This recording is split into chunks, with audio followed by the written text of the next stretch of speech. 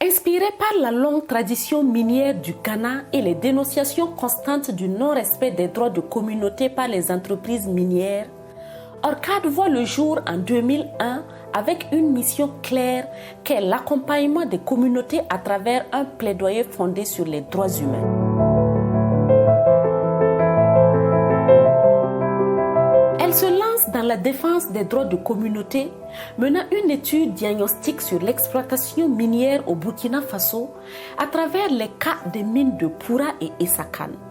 Ces expériences, malheureusement négatives pour des communautés, orientent ORCAD vers un objectif central, le renforcement des capacités des populations sur le secteur extractif, ses impacts et les stratégies de défense de leurs droits.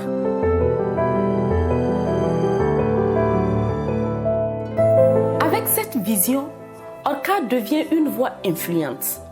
Elle incite d'autres structures et médias à s'intéresser au secteur minier, clé pour le développement du pays.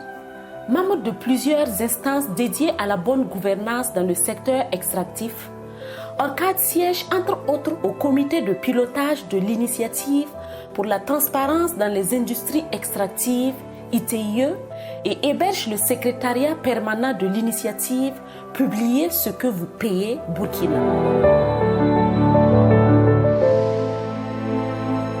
Aux côtés d'autres organisations de la société civile, elle mène une campagne audacieuse pour réviser le code minier de 2003 dans le but de créer un fonds pour améliorer les conditions de vie des communautés minières et renforcer la législation environnementale. Celle-ci aboutit à l'adoption du nouveau code minier, introduisant un fonds minier de développement local et des protections environnementales renforcées.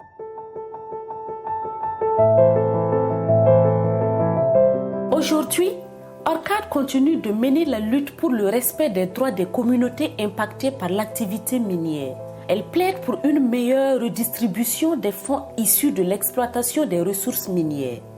C'est dans le secteur de l'exploitation artisanale de l'or, en partenariat avec Action de Carême, qu'elle œuvre activement pour la sécurité alimentaire au Burkina Faso en défendant une meilleure organisation du secteur de l'exploitation à travers sensibilisation, théâtre, fora, ciné, débat, etc.